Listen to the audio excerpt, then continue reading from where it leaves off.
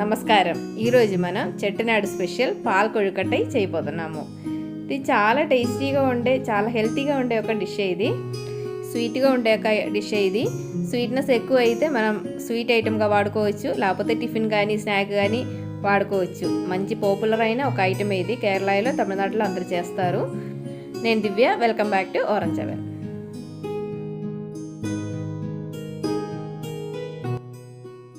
ఒక కడాయిలోకి 250 ml కప్పులో 1 కప్పు ప్లస్ 2 టేబుల్ స్పూన్ దాకా బియ్యపిండి వేసుకొని డ్రై రోస్ట్ చేసుకోవాలి. లో ఫ్లేమ్ మీదే డ్రై రోస్ట్ చేయండి. ఈ బియ్యపిండిది పచ్చివాసన అంతా పోయి కొంచెం ఉడిగిన స్మెల్ వస్తూ ఉండేటప్పుడు దానిలో నుంచి 2 టేబుల్ స్పూన్ పిండి తీసి పక్కన పెట్టుకోవాలి. అలాగే స్టవ్ ఆఫ్ చేసి చల్లారడానికి పక్కన పెట్టిన తర్వాత ఒక పచ్చి కొబ్బరిది హాఫ్ తీసుకొని చిన్న ముక్కలు చేసి మిక్సీ జార్లో వేసుకొని క్రష్ చేసుకోవాలి. దాంట్లోకి గోరువెచ్చగా ఉండే హాఫ్ గ్లాస్ వాటర్ పోసుకొని మంచిగా గ్రైండ్ చేసుకొని కొబ్బరిపాలు తీసుకోవాలి. ఫస్ట్ మనం హాఫ్ గ్లాస్ వాటర్ తీసి బాగా గ్రైండ్ చేసుకొని వడగట్టి తీసేటప్పుడు మంచి చిక్కగా ఉండే కొబ్బరి మిల్క్ దొరికిద్ది. అది ఫస్ట్ మిల్క్ అని పక్కన పెట్టుకోవాలి. ఇలా బాగా ప్రెస్ చేసి తీసుకోవాలి. ఇది పక్కన పెట్టుకోవాలి. ఒక బౌల్లో తీసి 3/4 కప్పు దాకా ఉంది.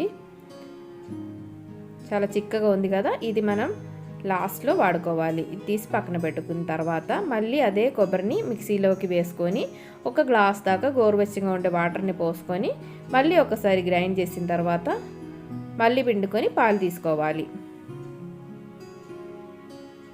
ఇది కొంచెం ఎక్కువ ఉండదు, సెకండ్ మిల్క్ అంటారు. ఈ కొబ్బరిని బాగా ఉత్తుకొని తీసుకోవాలి. చేతితోనే బాగా ప్రెస్ చేసి తీసుకుంటే పాలు మొత్తం వచ్చేసిద్ది. మనం ఒక బౌల్లో ఫస్ట్ 2 టేబుల్ స్పూన్ బియ్య పిండి తీసి పెట్టాం కదా, ఆ పిండిలోకి మనం సెకండ్ తీసిన కొబ్బరి మిల్క్లో నుంచి కొంచెం తీసుకొని బాగా మిక్స్ చేసుకొని పక్కన పెట్టుకోవాలి. ఇది మనం కొഴുకట్టై, ఇది థిక్నెస్ అడ్జస్ట్ చేసుకోవడం కోసమే వాడతాము. ఇది పక్కన పెట్టుకోవాలి. మిగిలే కొబ్బరి మిల్క్ కూడా పక్కన పెట్టిన తర్వాత ఒక వెసల్లో 1.5 కప్పు వాటర్ని బాయిల్ చేస్తున్నాను. మనం 1 కప్పు పిండికి 1.5 కప్పు వాటర్ పోసుకోవాలి.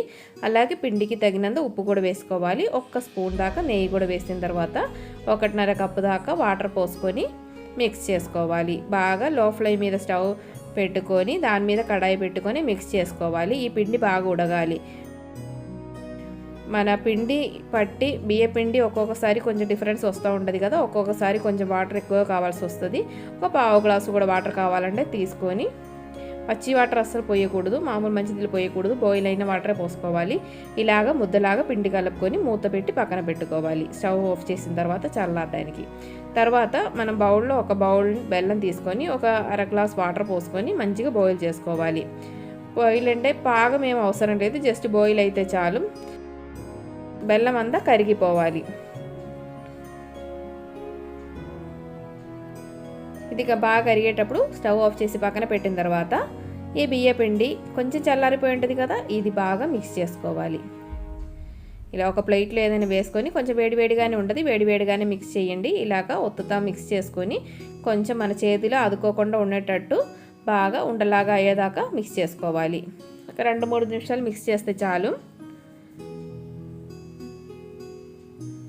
ఇలాగా మిక్స్ చేసిన తర్వాత దీన్ని చిన్న చిన్న బౌల్స్ చేసుకోవాలి. ఎంత చిన్న బౌల్స్ చేస్తే అంత మంచిగా వస్తాయి మన కొഴുకట్టై అనేది. ఇలాగా చెయ్యి లోపల పెట్టుకొని మధ్యలో పెట్టుకొని మంచిగా ప్రెస్ చేసుకుండా బౌల్స్ కట్టుకోవాలి.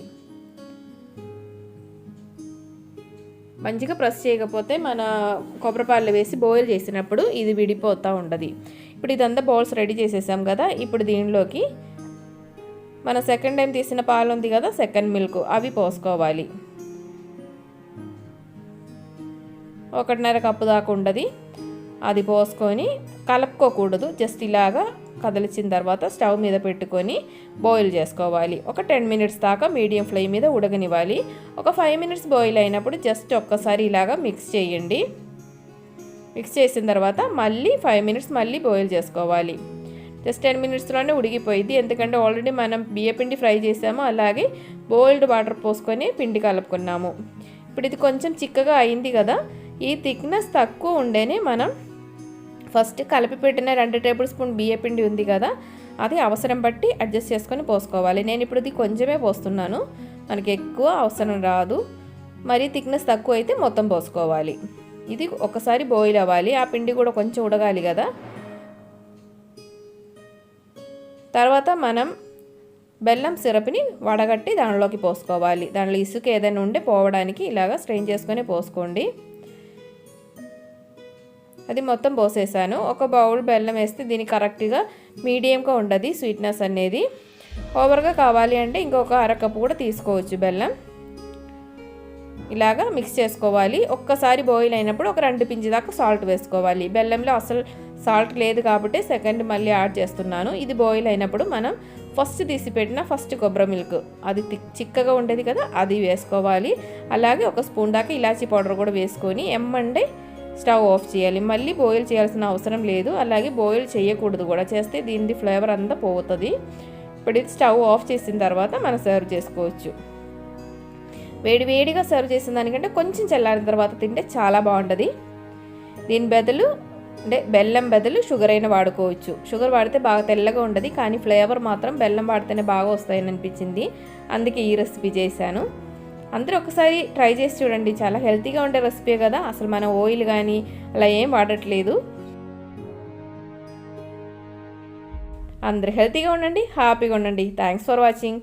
Orange continues. Bye bye.